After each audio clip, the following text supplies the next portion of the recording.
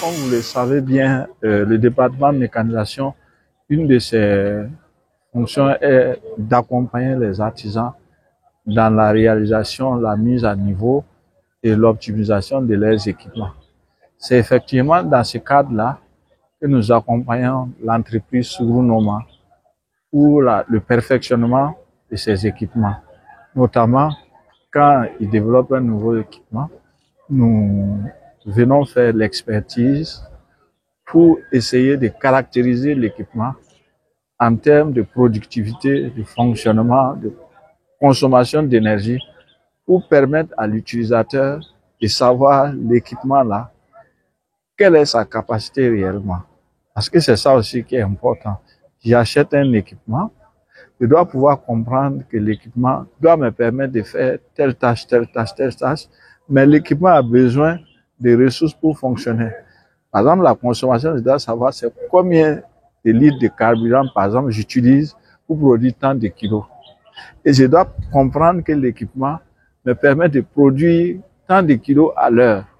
Et donc, pour ça, je dois charger la trémie correctement, je dois charger la machine correctement et quelle est sa vitesse de travail. Donc, tout ça là, nous déterminons pour les mettre sur un document que nous appelons fiche et technique d'utilisation et que les fournisseurs demandent quand ils veulent acheter et puis aussi les utilisateurs demandent quand ils veulent utiliser l'équipement.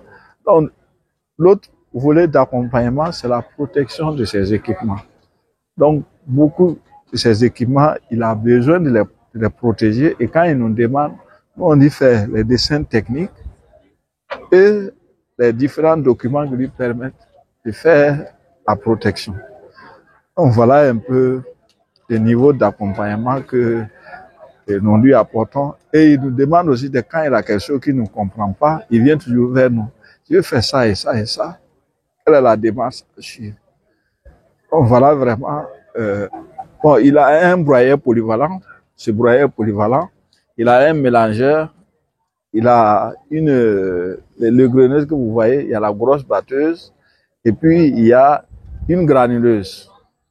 Il y a beaucoup de granules. On a même amené des étudiants pour faire les mémoires sur certains de ces équipements. Et l'étudiant, en faisant les mémoires, profite caractériser l'équipement. Donc, c'est un grand apport pour le développement même du pays, en termes de formation, en termes d'accompagnement des producteurs sur le terrain. Voilà. La majorité de nos artisans, beaucoup ne savent pas lire les dessins. Mais quand nous les formons dans le cadre de la reproduction des équipements, nous leur donnons des gabarits.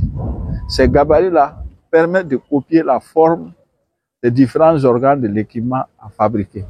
Donc, il peut poser le gabarit sur la tôle, découper et puis aller faire sa soudure. Mais il faut reconnaître que c'est un autodidacte qui a de la vision, qui comprend bien les choses, et c'est ça qu'il faut, et qui les met en pratique. C'est-à-dire, il met exactement ce qu'il a vu en pratique. Et puis après, il vous demande, est-ce que vous pouvez m'améliorer ça? Donc, il y a des gens innés comme ça, avec cette capacité technique-là. Même s'ils n'ont pas été à l'école, ils savent faire pratiquement ce qu'ils veulent faire, et c'est son cas.